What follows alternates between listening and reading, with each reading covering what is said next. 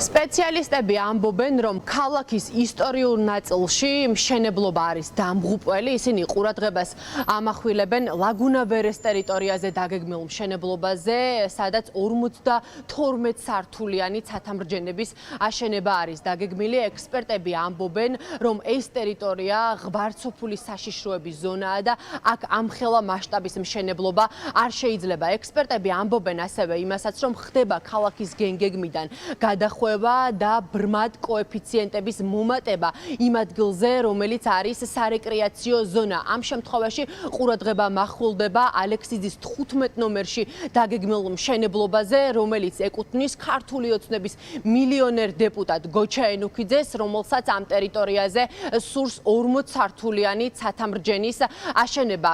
ჩვენ გუშინ გვიან ღამემდე ვესწრებოდით ურბანული კომისიის სხდომას წინააღმდეგობის და პროტესტის მიუხედავად, როგორც ოპოზიციური პოლიტიკური პარტიების წარმომადგენლების მხრიდან, ასევე ექსპერტების მხრიდან, ქართულმა ოცნებამ ყველა პროექტი დაამტკიცა და გამოიტანა დღეს საკრებულოზე განსახილველად. არ შეიძლება ამ ქალაქში ფერდებზე მშენებლობა, არ შეიძლება ამ ქალაქში მდინარის კალაპოტებში და ღვარცოფული მდინარეების, ასე ვთქვათ, გამოტანის კონცეფციაში მშენებლობა 2015 წელს კაცო დატბორილი იყო ის ტერიტორია და ახლა ესე იგი 52 სადგურს გვიშენებენ, თან გვიშენებენ ისე რომ ევროკოდი მიღებული არ აქვს სახელმწიფოს და 52 სართულიანი სახლის მშენებლობა ქართული ნორმებით და სნიპებით, რომელიც 1960 წლისაა და მოძველებულია, ფაქტობრივად არ არის რელევანტურია. წინააღმდეგება ეს პროექტები კანონებს და საკანონმდებლო დოკუმენტებს. ამ პროექტების მნიშვნელოვანი ნაწილი ხორციელდება ისტორიული განაშენიანების რეგულირების ზონაში, რომელსაც იცავს კანონი კულტურული მემკვიდრეობის შესახებ, სადაც გარკვევი წერია, რომ ასეთი მასშტაბის მშენებლობები ამ ზონაში არ შეიძლება. ხდება დადგენილი კოეფიციენტების მნიშვნელოვნად გადაჭარბება.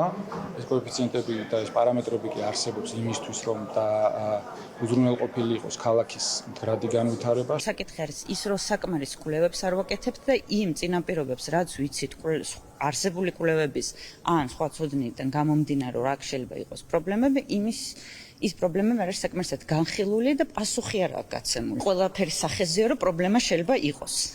ასე რომ ჯამში გამოდის, რომ ძალიან, ასე ვთქვათ, თვალი დახუჭული გვაქვს პრობლემებზე და ისე ვიღებთ გადაწყვეტილებას. ეს არის ახმარებული დიდი მშენებლობები და ამის გარდა უამრავი შედარებით მომხდარა და ნაკლებად პროტესტული მშენებლობაა, სადაც მშენებლობით შეწუხებული ხალხი არის. ეს ხალხი ყველა გავერთიანდებით და გავიცავთ ქალაქს აი ამ ბიძინას მონაყრებადობის.